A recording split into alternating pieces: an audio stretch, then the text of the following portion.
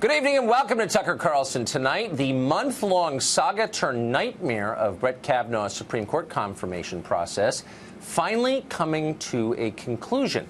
The Senate voted narrowly today to move the decision to the floor. That means the final vote on this, on Kavanaugh, will take place tomorrow, probably tomorrow afternoon. This is almost over. Democrats made one final push against Kavanaugh this afternoon. Screaming protesters swarmed the Capitol. Famous journalists became completely hysterical on Twitter. Check the blue checks and you will see for yourself. And then Dianne Feinstein, the 85-year-old ranking Democrat on the Senate Judiciary Committee, someone long holding a reputation for being reasonable, abandoned that reputation and went all the way. She suggested that Brett Kavanaugh isn't simply a bad nominee or a bad jurist, but he is a violent and dangerous person. Here's part of it. At the hearing last week, we saw a man filled with anger and aggression. Judge Kavanaugh raised his voice. He interrupted senators. This behavior revealed a hostility and belligerence that is unbecoming of someone seeking to be elevated to the United States Supreme Court. Lock that man up. Well, for much of the day, Brett Kavanaugh's fate seemed uncertain. It ping-ponged back and forth. Republican Senator Lisa Murkowski of Alaska wound up voting with the Democrats. And then she issued a bizarre statement in which she said that Kavanaugh is a good man, but should not be on the Supreme Court. In other words, Brett Kavanaugh was falsely accused of gang rape, and that false accusation means he can't be a Supreme Court justice because false accusations are disqualifying for the victims of them. Keep in mind that Lisa Murkowski is an actual U.S. senator, hard to believe, but true. And then in the mid-afternoon, something remarkable happened, something that very few expected. Senator Susan Collins of Maine, one of the most liberal Republicans in Washington, and not someone famous for memorable oratory, took to the Senate floor to mount a rigorously logical defense of Kavanaugh's character, ability, and nomination. Here's part of what she said. The facts presented do not mean that Professor Ford was not sexually assaulted that night or at some other time, but they do lead me to conclude that the allegations failed to meet the more likely than not standard.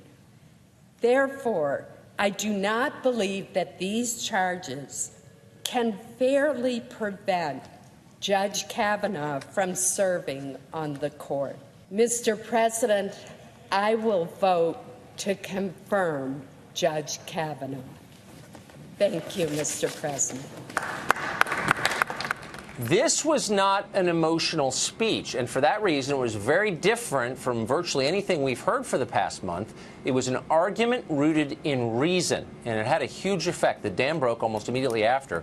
West Virginia Democrat Joe Manchin announced that he, too, will support Kavanaugh. Manchin gives the nomination the necessary 50 votes. Even if protesters find Jeff Flake again and scream at him once more, the nomination will go through. Barring some unforeseen event, and we've got to be honest, that could happen, but if it doesn't, Brett Kavanaugh will become a Supreme Court justice this weekend.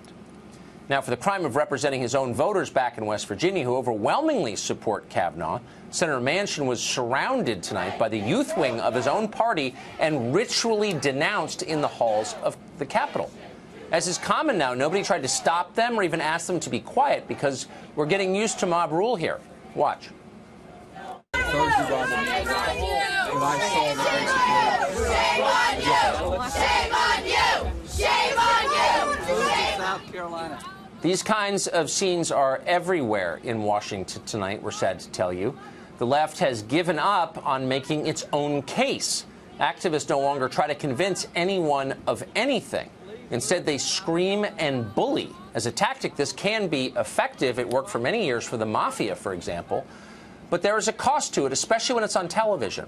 Normal people find it scary and unreasonable because that's exactly what it is, scary and unreasonable. The left is going too far, and it's alienating even liberal Republicans like Susan Collins. I am thinking in particular not of the allegations raised by Professor Ford, but of the allegation that when he was a teenager, Judge Kavanaugh drugged multiple girls and used their weakened state to facilitate gang rape. This outlandish allegation was put forth without any credible supporting evidence. That outlandish story Senator Collins is referring to, of course, was all over the other cable channels, repeated uncritically for weeks.